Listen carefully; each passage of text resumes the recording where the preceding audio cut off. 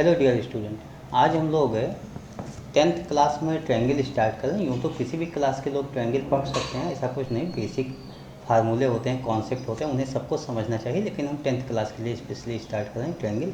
If a line is drawn parallel to one side of a triangle to intersect the other two sides in the distinct point, the other two sides are divided in the same ratio.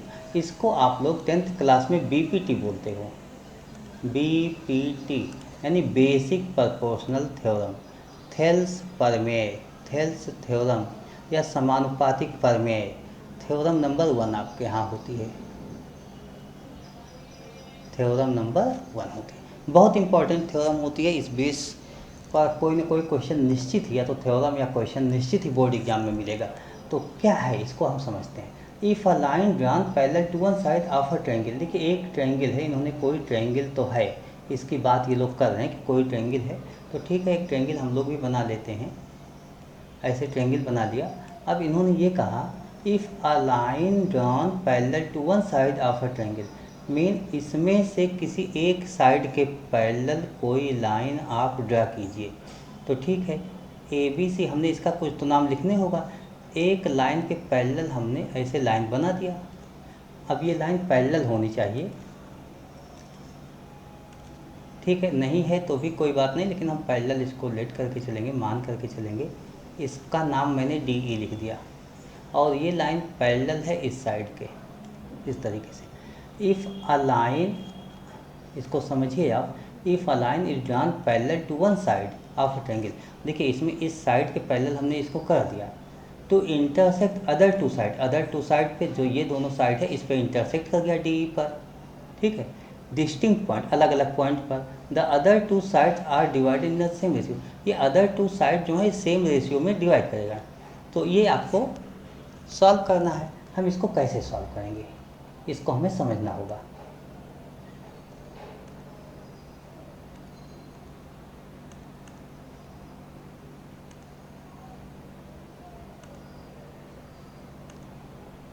देखिए, अब इसमें हमें क्या है, given क्या है, सबसे पहले हम ये नोट कर लेते हैं कि हमें गिवन क्या है। गिवन क्या है, in triangle A B C D E parallel to B C, ये तो आपका गिवन है। और प्रूव क्या करना है, प्रूव क्या करना है कि ये जो डी ई होगी, ये जो डी ई लाइन है, डी, ये इस लाइन को सेम रेशियो में, mean A D divide by D B and A E divide by E C, ये सेम रेशियो में ऐसे डिवाइड हो जाएगी। यही आपका है, इतना तो गिवन है। इसी के बेस पे हमें क्वेश्चन सॉल्व करना है, यानी इस थ्योरम को सॉल्व करना है। तो हम इसको सबसे पहले देखते हैं कि हम क्या कर सकते हैं यहाँ। तो अभी आपको कुछ भी नहीं मालूम, चलिए हम कुछ कॉन्सेप्ट आपको बताते हैं। कुछ कॉन्सेप्ट ये बताते हैं कि सबसे पहले हम इसको कंस्ट्रक्शन कर लेते हैं। तो कंस्ट्रक्शन, अब कंस्ट्रक्शन में आप क्या करोगे, देखिए कंस्ट्रक्शन क्यों किया जाता है, ये क्वेश्चन को सॉल्व करने का एक वे होता है, एक तरीका होता है कि कंस्ट्रक्शन के मेथड से हम क्वेश्चन को ईजिली सॉल्व कर सकते हैं, अदरवाइज क्वेश्चन नहीं सॉल्व हो सकता। लेकिन कंस्ट्रक्शन कब कहाँ क्या करना होगा, ये आपको प्रैक्टिस करते हुए ही मालूम हो पाएगा। इसका कोई फार्मूला नहीं है कि मैं ऐसा कुछ बता दूँ आपके पास कोई फार्मूला है। तो यहाँ कंस्ट्रक्शन में हम क्या करेंगे कि डी सी और बी ई को ज्वाइन कर देता हूँ। ऐसे मैंने इसको और इसको ज्वाइन कर दिया। अब आप कंस्ट्रक्शन में लिखोगे join B E and D C, ये ज्वाइन कर लिया। और उसके बाद draw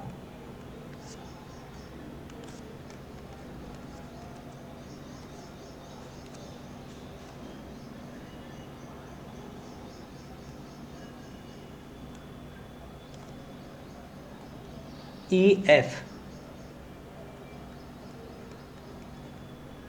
F perpendicular on A B, मतलब इतना हमने कंस्ट्रक्शन किया।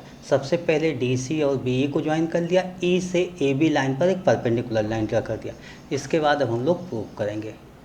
अब प्रूव कैसे करेंगे ये देखिए।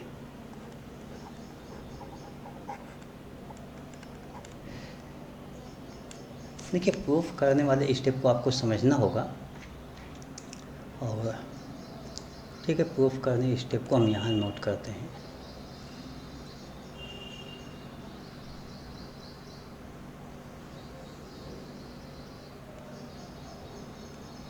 यहाँ पर सबसे पहले हम प्रूफ करेंगे, लेकिन उसके पहले आपको कुछ स्टेप बता दें, कुछ याद करा देते हैं। देखिए क्या है, सबसे पहले ये समझना होगा आपको कि अगर आपके पास ऐसे दो पैरेलल लाइन है, दो पैरेलल लाइन है और सेम बेस, जैसे मान लीजिए मैंने इसको सेम बेस पी क्यू बोल दिया, इस पी क्यू सेम बेस पर कोई भी ट्रायंगल बन जाए, ऐसा एक ट्रायंगल ये हो जाए और भी कोई ट्रायंगल हो जाए,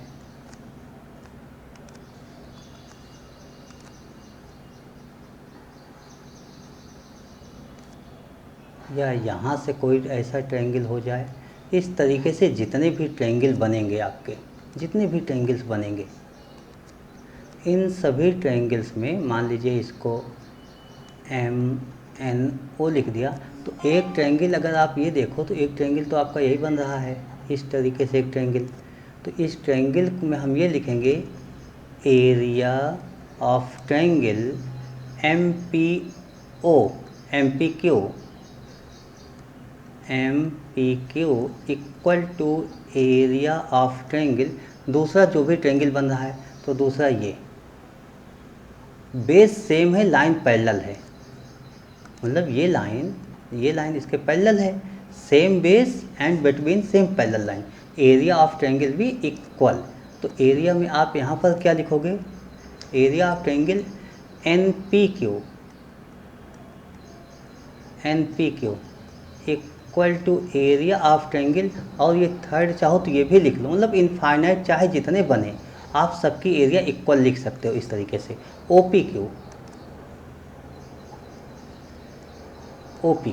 इस तरीके से आप एरियाज इक्वल लिख सकते हो। तो इतना कॉन्सेप्ट याद रखिएगा।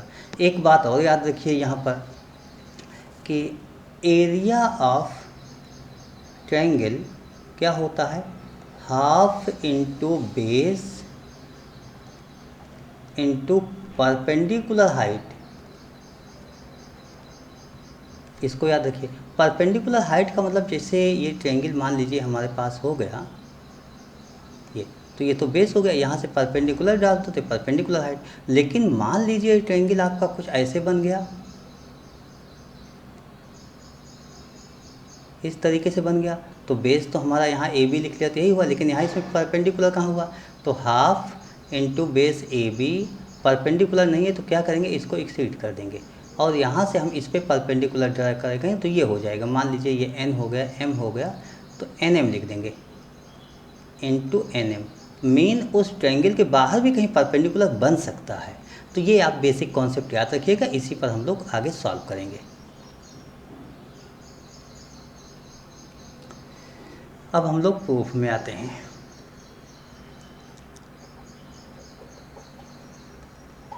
देखिए सबसे पहले हम यहाँ देखना शुरू करेंगे और आपको बताएं कि डी ई और बी सी पैरेलल लाइन है, तो यहाँ पर देखिए इस बेस पर एक ट्रायंगल बन रहा है, दिस ट्रायंगल, और इसी बेस पर एक और ट्रायंगल बन रहा है, वो ट्रायंगल ऐसा कुछ बन रहा है। तो इन दोनों की एरिया क्या होनी चाहिए, इक्वल होनी चाहिए।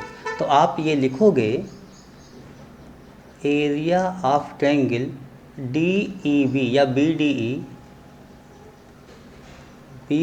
ई equal to area of triangle C D E, और इसका रीजन क्या होगा, area between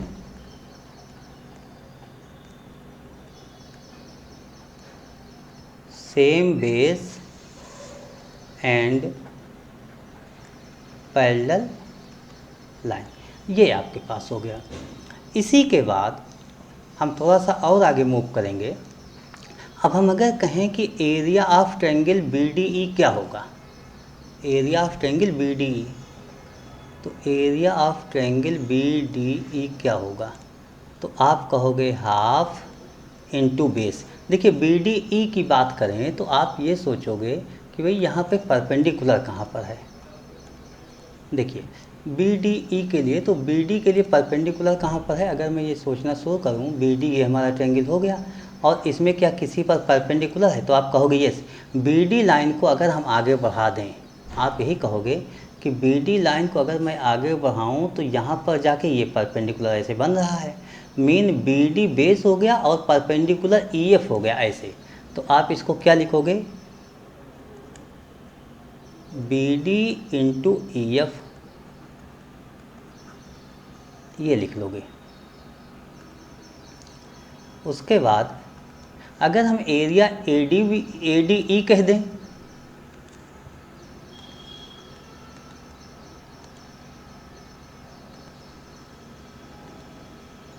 oh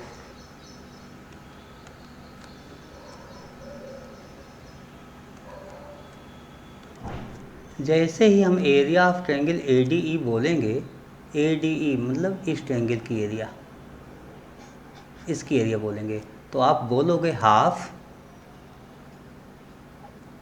area of triangle A D E, तो आप बोलोगे half into base, into base इसमें इसको ले लो, मीन ए डी को ले लो बेस, क्योंकि इस पर एक परपेंडिकुलर लाइन ये ऑलरेडी बनी हुई है। तो आप यही लिखोगे A D into perpendicular line E F. इस तरीके से आप नोट कर लिया, इसको फर्स्ट नोट कर लिया और इसको सेकंड नोट कर लिया। इस तरीके से मैंने नोट किया और इसको आप हटा सकते हो।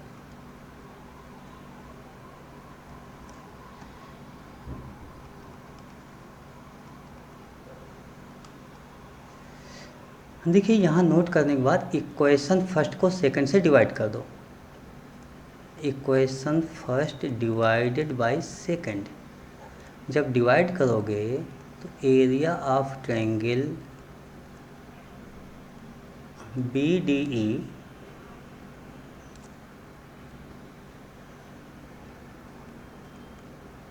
Whole divide by area of triangle A D E equal to half B D into E F whole divide by half A D into E F. इसमें क्या देखते हो कि हाफ और ई एफ कैंसिल हो जाएगा, हाफ और ई F ये कैंसिल हो जाएगा। तो अब आप इसको लिख सकते हो, देखिए ए डी ई को हम चाहें तो न्यूमरेटर में लिख लें, थोड़ा चेंज कर लें, तो एरिया ऑफ ट्रायंगल अगर इसको बदल लेंगे तो दूसरी साइड भी बदल जाएगा, A D E upon area of triangle B D E. तो इसको देखिए, इसको न्यूमरेटर में ले गए, इसको डिनोमिनेटर में कर लिया ऐसे, तो यहाँ भी तो चेंज होगा, ये न्यूमरेटर में हो जाएगा डिनोमिनेटर में, mean A D upon B D, ये हो जाएगा आपके पास। तो ये मैं फर्स्ट नोट कर लेता हूँ, फर्स्ट क्या, ये थर्ड हो गया आपके पास। इसी तरीके से आपने क्या देखा, A D E B D E की बात हो रही है। देखिए आपने यहाँ पर नोट किया A D E B D E, कौन से ट्रायंगल की बात कर रहे थे, ए डी ई और बी डी ई। इसको जब डिवाइड किया तो आपके पास क्या आया था, ए डी ऐसा आ गया, A D divided by D B, इस तरीके से आ गया। अगर हम सिमिलरली इसको डिवाइड कर लें, इस पोर्शन की बात कर लें कि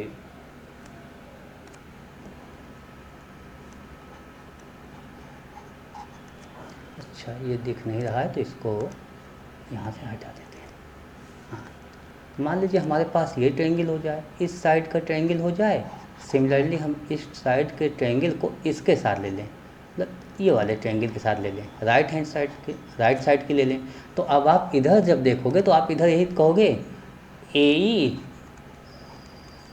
डिवाइडेड बाई ई सी हो जाएगा, ये लिखोगे। तो area of triangle A D E divided by D E C, इस तरीके से area of triangle A D E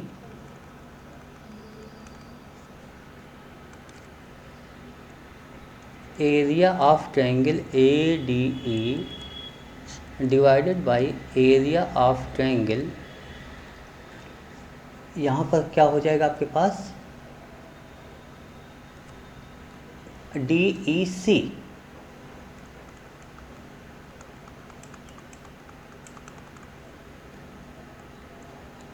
D E C equal to A E upon E C, ये हो जाएगा।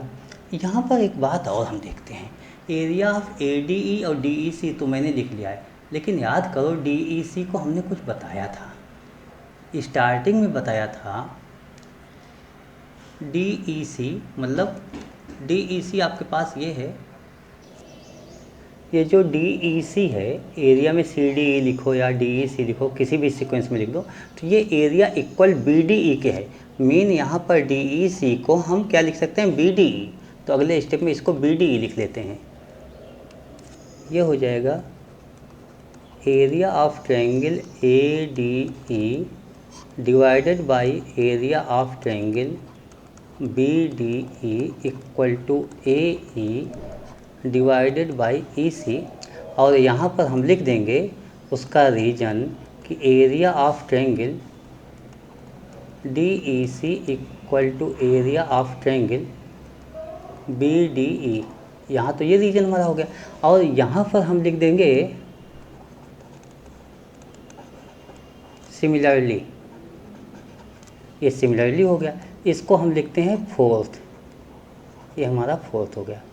फ्रॉम थर्ड और फोर्थ, ये दोनों इक्वेशन आप देखो, from third and fourth, third और फोर्थ पर अगर आप देखो तो क्या देखते हो कि लेफ्ट हैंड साइड जो है दोनों में इक्वल है, तो लेफ्ट इक्वल है, देयरफॉर राइट हैंड साइड भी आल्सो इक्वल। तो आप लिख सकते हो right hand side A D, sorry इसमें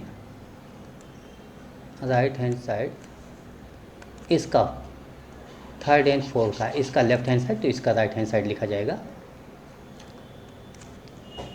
ए D upon B D equal to A E upon E C. तो यही तो आपको प्रूव करना था, A D upon D B equal to A E upon E C. देखिए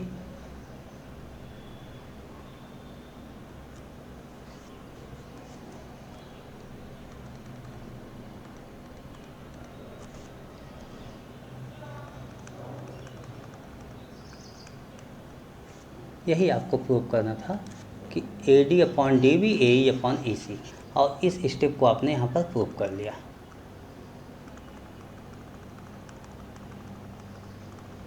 यहाँ पर ये प्रूव हो गया, A D upon B D लिखो या डी बी लिखो, तो इससे क्या मिला।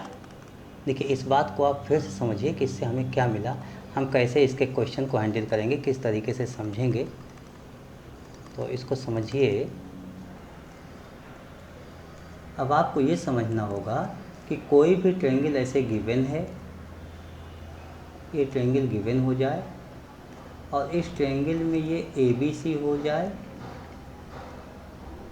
ए बी सी हो जाए, ये लाइन इसके पैरेलल हो जाए, यहाँ पर डी और ई लिखा जाए, बस इतने है पैरेलल हो जाए, तो आप लिखोगे A D upon D B equal to A E upon E C.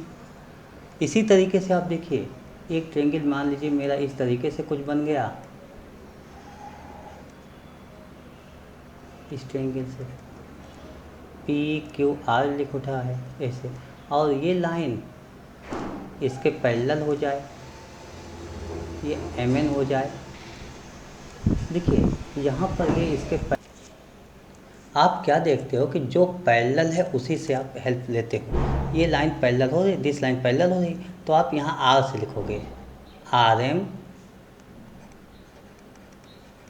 Divide by M P equal to R N divide by N Q. तो मुझे लगता है आपको ये थ्योरम समझने में कोई प्रॉब्लम नहीं हुई होगी। इसका आगे कैसे यूज करेंगे, किस तरीके से ट्रायंगल बना होगा, तो ट्रायंगल किसी भी शेप में बना, किसी भी तरीके से बना होगा, आपको क्या देखना है, बस वो पैरेलल लाइन देखना है, पैरेलल लाइन कहाँ बन रही है। बस पैरेलल लाइन जहाँ बन रही है वहीं से, जैसे आर एम लिखेंगे तो एम पी लिख देंगे डिवाइड में, आर एन लिखेंगे देन एन क्यू लिख देंगे डिवाइड में। तो इस तरीके से आप डिवाइड में लिखिएगा और क्वेश्चन सॉल्व कीजिएगा। आगे हम कुछ क्वेश्चन भी डिस्कस करेंगे, आगे और थ्योरम है उसको भी डिस्कस करेंगे। तो यह क्लास यहीं एक ही थ्योरम के साथ यहीं कंप्लीट करते हैं। नेक्स्ट क्लास में हम और मिलेंगे और आपको बहुत कुछ बताएंगे। Okay, thank you, bye.